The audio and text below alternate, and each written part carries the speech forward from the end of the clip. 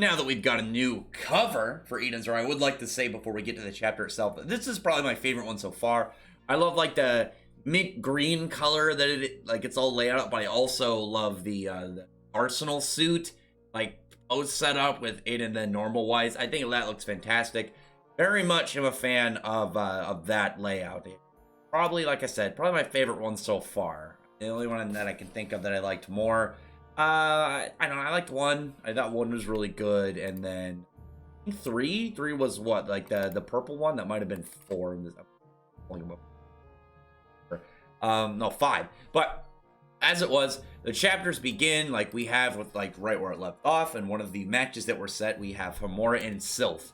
Now their fight, I can see me more tricky because Sylph's power doesn't seem to focus on something like normal damage. It seems that outside of like its ability to catch people, like her thieving ability seems to be the focus of her ether gear, but also her ability to just have very weird movement from wind manipulation. So I'm guessing that Homura just really needs to get in that one strike. She just needs to find the opening to get in one big move. And where I'm kind of seeing it right now, I was like wondering like the idea of like, okay, she's gonna have to like maybe figure out some pattern in her moves, or maybe, you know, something kind of like when Urza fought Arya back in Fairy Tail. She ended up cutting through his wind so he couldn't use any of his attacks. She just sliced right through it. Whereas with Arya and Sylph, they both obviously are wind users, but Arya's just more in like these like weird pocket vacuum kind of like things, and with Sylph, it's more of like the weird like style that the wind like steals things. And I was thinking like actually while reading this chapter, like, you know, what would her way of finding an opening be? I think maybe actually instead it'd be like kind of like overwhelming, or more of like just a straight technique one. And I'm hoping for like she ends up going against her, and then similar to like how we saw like, oh, her sword got sucked in and then looped around and shot back. Like, what if she set something up like there was too much for her to deal with? Like, there was some like idea of like, oh, she can only have so much ether in her wind at one time, or some form of like some form of weird strategy like that. And then I uses Odin strike, and it's just it shoots so many of these ether swords inside of the wind that it ends up like overwhelming Sylph, and then she's either like maybe like they should get shot back and she's like deflecting them, or she ends up while like all these are getting absorbed in, she goes in for the strike, goes in for the kick out move, and ends up, you know, having that big slash. But Homura, she wants to cover up because, you know, she's had most of her clothes stolen, and she's you know, she seems very very shy about it. I mean, as we've seen, that she's a little bit of a flustered girl, but she ends up like pulling out her ether sword, slicing one of these pipes, making a bunch of steam, which covers up the whole area and makes a hasty retreat to try and find some clothes. One thing I actually really like about Sylph is, I like her connection to Jin, because I already expressed how much. But I like her weird little robot hairpin that, while she has like these very, you know, dead on scene facial expressions where she's always just in this I don't really want to be here kind of look, but her like little digital hairpin thing always like does the expressions anyway. It's like her actual ones, but it's all gone through this little machine, which I think is really neat. I really like that little extra bit to her character. It's a small little thing.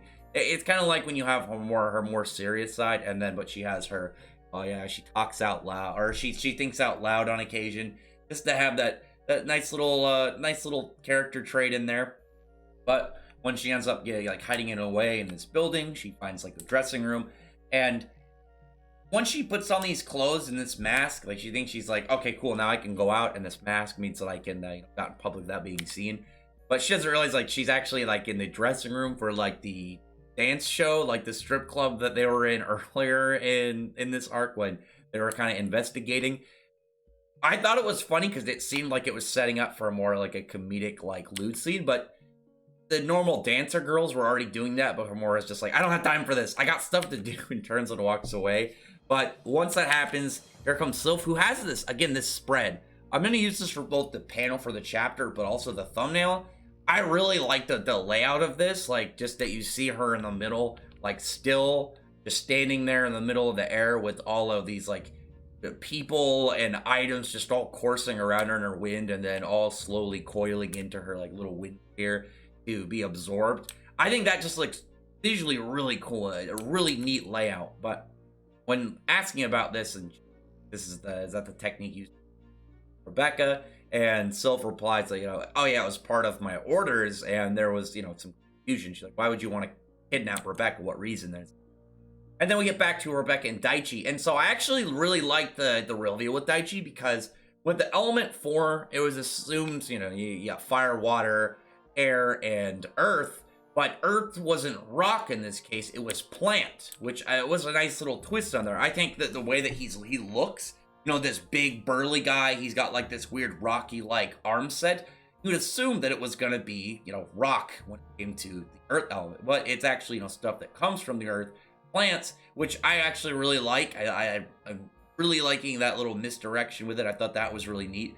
What's funny is if you saw Soul from the Fairy Tales Element 4, and you saw Daichi, and you just said, all right, one of them is a earth user, one's a plant user. Or like one's a rock user, one's a plant user, pick one. You'd probably assume it's the opposite of what it actually is.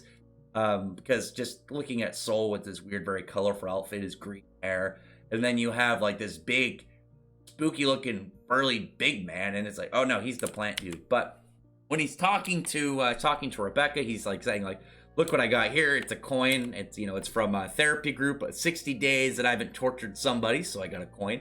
And you see in the grouping of them, actually Goemon from Fairy Tail, from the Avatar cult, who was like a little bit of a silly character, but was into that's like big torture thing for his tribute to Seraph. I want to know if any of those other characters are referenced one. I can't tell just from looking at them. Obviously, Goemon is an easy one to look at from the eyebrows and the kanji. Is it kanji? I don't know, Japanese writing that's on his forehead. But after that point, he's like talking about how he didn't torture Libby, he just kind of like roughed her up a little. And I imagine that like for him, it will be like the difference of like what he would see as torture. I mean, with Goemon, he had like a bunch of different like styles that wasn't just like, oh, you beat him up. He had like all these different torture methods and weapons, tools from like all around the world. But I will say that so far, legitimately, so far, his ether lines are actually my favorite in this series. We've seen a fair amount of different ether gears throughout Eden Zero within, actually 80 chapters, or close to 100. But I really like his plant-like way that it's like set up, with how it comes up in these little wavy lines and then branches out to be when plants like sprout, either with their, is it stem? It's still stem when it's, splits apart and as it leads. I do really like that. I think that looks just visually really neat. It's like a simplistic yet really cool one.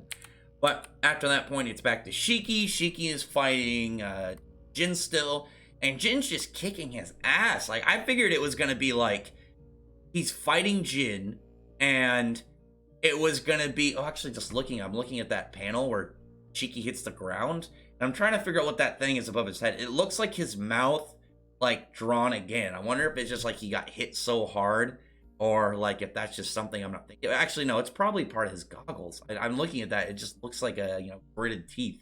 But even has a part that kind of looks like a chin. But with him, I figured it was going to be like he's losing a Jin and he has to go all out in order to beat him. And he's able to just scrape past beating him with like the full body ether gear. But so far, it doesn't look to be that way. It looks like Jin is still winning. Yeah, I mean, he hasn't gone the full body ether gear yet, but he's getting washed like way harder than I thought he was.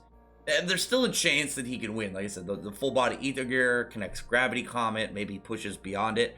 I like to see Gravity Comet connect, and then it's just like a further push, like keep going, and then it just becomes an all-out clash. They could even tie for all I care. They could tie, and which would be really cool. I would be surprised if Chiki lost before the big fight with Drac and Joe, but a tie I think would be cooler. And then you find out like the reason that Jin is doing all this. Find out what the reason that he was working with the impersonating sister, the character that was impersonating sister for her healing powers. Like, how does that relate to his sister, his actual sister? Again, a little confusing with the names there. But beyond that, like, I would like that to be a tie, and then we find out about him, and then maybe then he and Chiki team up. Because like I've said, I really want him to I really want him to end up being a member of the Eden Zero crew. And I think he lines up perfectly, with like Let and Gagio. I mean, there's always that, oh yeah, I was an enemy, but now I'm a good guy character. I'm on your guys' side. And I'll never get tired of that trope, and I'm hoping it's Jin, because I really like his character. But other than that, we get Noah, who was like back at the Shooting Starlight Guild, and he's like saying how all his calculations and all his plannings are starting to really kind of just line up. And he's like, you know, what's your next move, number 29? And he's talking, obviously, number 29 to Rebecca. I've seen people like make the theory that the number 29 has something to do with the fact I think there were 29 people that were kidnapped on Gilst for a Liga. I'm wondering if, I'm thinking that's a coincidence, and her number 29 is gonna have something that explains like why she's such a good shot. And I'm seeing something like a sleeper agent, like she was trained as like a combat specialist in a form of like superhuman project, but she doesn't know because like it's like a sleeper agent. And maybe Drac and Joe, it's like, oh, that's a really powerful asset to have on my team, or like that's if there's only like 30 of them, or maybe a little bit more, but maybe it's like a collector's item because there's only so many, or something like that. I think it won't just be something as small as, oh yeah, she was, you know, one of the people on Gilst for, or in my area, I just like the idea of her and her backstory, it really relating to something like, oh, explaining why she's such a good shot, explaining, you know, certain small parts about her. I think a sleeper agent would be really cool, just because maybe we could find out like it relates to the you know, all the Galactic Federation people, because we don't really have like much to anything to really I would say, like, I can't even say like information. We have barely anything about them. We don't know like their normal kind of like, you know, activities. I guess they go around and like enforcing the law, but what extent? Who's their boss? Where do they overall arc? Because it's not like they stretch to every planet. I don't know, what's their jurisdiction? Is it soccer cosmos or branches? There's a lot of, you know, questions in there that something like maybe a sleeper agent could really really like reveal to us. Or maybe like maybe she's like a sleeper agent for like another member of the Erasmus States Galactica. Who knows? Other than that, comment below. Tell me your thoughts are about that. I'd like to hear about that part specifically. I want to know what other people's theories are about the number 29. But I really appreciate you comment below. Does it, if you prefer the like button and the subscribe button, and check out other videos. But I appreciate it. Subscribe. I thank you all for listening. Bye.